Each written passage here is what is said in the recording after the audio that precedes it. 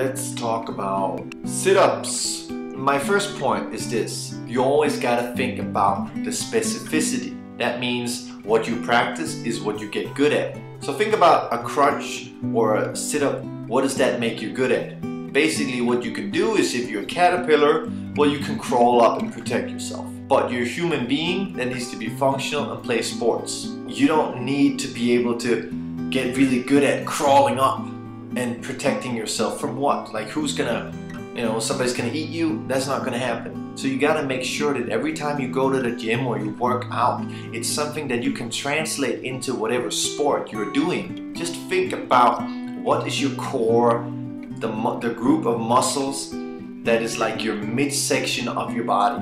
What is that meant to do to stabilize your spine? Let's say you go into the circus, right? Every tent has poles in order to keep it up. And each pole has 4 wires in order to stabilize that particular pole. Now, if one of the wires is really loose or really strong, it sets off an imbalance, and the pole will either bend or tilt.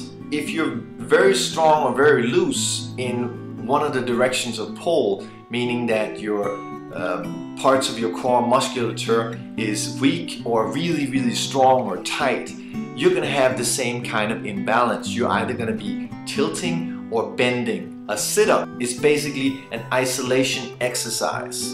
And the problem with this is that it separates the link between the muscles, because the muscles of your body is designed to make movement, but it's not designed to just flex one muscle group. A crunch or a sit-up, it's just a flexion, it's not a movement in itself, and it only strengthens this part. The issue is also, if you're doing isolation exercise, you have to do a lot, and in theory you would have to balance all that out by doing exercises, the equal amount of exercises for the back portion and the side portion of your core, because otherwise you will reinforce or enforce this muscular imbalance. Your spine is made up by a number of vertebrae, but what's really important here is the discs in between them, because when you're in a hunched over position or a crunch or a sit-up position, you're putting an awful lot of stress on this disc, and what you're basically doing is pushing it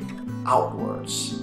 Now, if you do this repeatedly, you're at risk of getting a bulging disc or maybe even a herniated disc.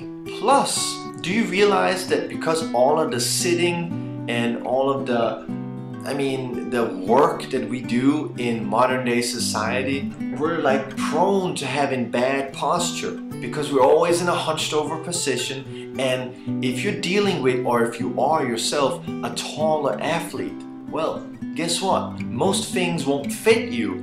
And what's that gonna make you do? It's gonna make you hunch over even more. Now, if you're doing something with your training that is enforcing that bad posture, does that make sense? I don't think so. If you want to strengthen your core region, there are so many other alternatives. Bottom line is this: stop doing any type of sit-ups and any type of crunch movement. What you need to do is a lot of isometric stability, or things that is actually going to pull you back and open you up and not make you hunch over.